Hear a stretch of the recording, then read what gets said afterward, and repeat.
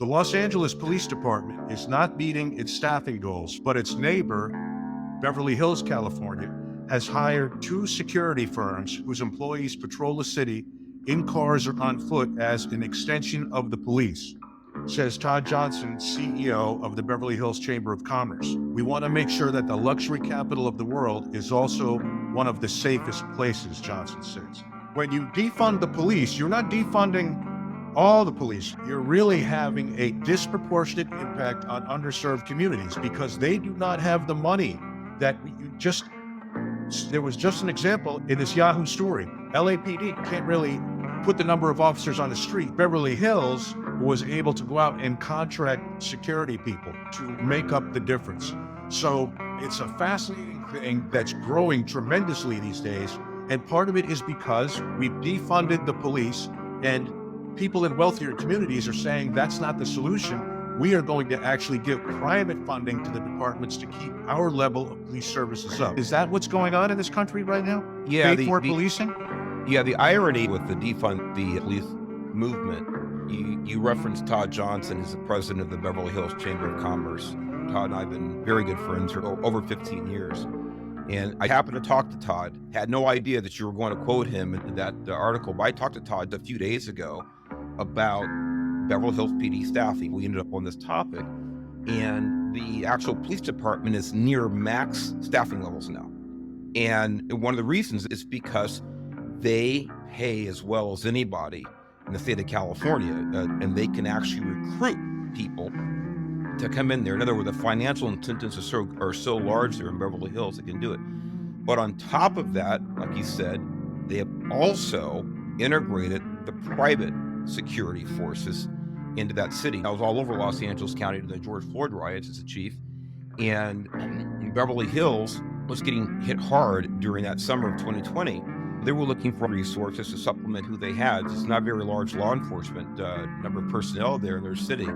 So they sought out private companies. They were contracting with other small agencies from around Southern California to supplement their police department. So, in fact, the Highway Patrol even went in for a little bit and on our own dime. We didn't charge anything for it to help them out for a day or two. This goes right to what you're talking about, Bill, about the underserved communities. The communities who could afford the least to have their departments depleted through defunding are the ones that got defunded the worst and are suffering the most. Here's the irony I talked about being so thick. So many of the groups, the advocacy groups, the spokespeople for this faction or that faction, and as far as I'm concerned, the cop haters, supported defunding, resulting in higher crimes in those underserved communities, are also outspoken about the implementation of so-called private cops. Yep.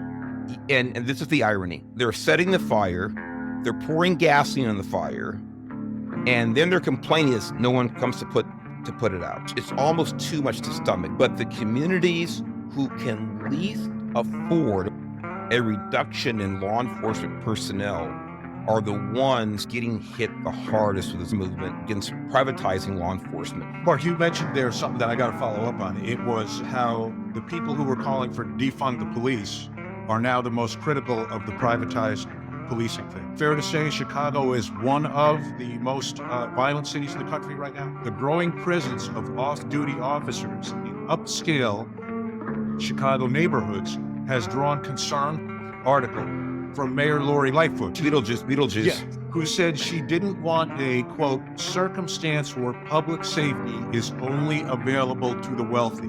That's a terrible dynamic. As you just said, who created this dynamic? The people that have the wherewithal, the financial wherewithal in their neighborhoods, they're going to exercise that financial wherewithal. October 26, 2020, Chicago mayor proposed an $80 million cut to the police budget and cut 400 officer spots. That was what she was in favor of. So you tell me, cutting police services and then complain that some people in the community have taken it upon themselves to find these services from elsewhere or to contract privately for these services.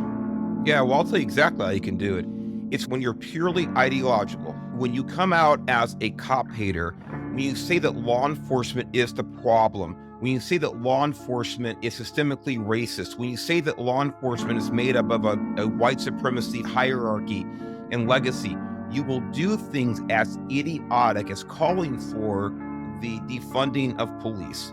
And then again, when the crap hits the fan, then you want to correct the problem by going back to the equity card, where every outcome is the same for everybody, no matter what their behavior is. Wait a minute.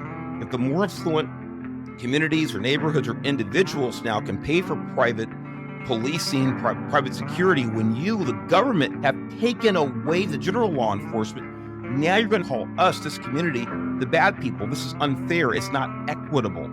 This is insanity. This is how you do it. When you don't use common sense, you are not an objective thinker, and when you don't believe in the rule of law, you only believe in outcome-based policies.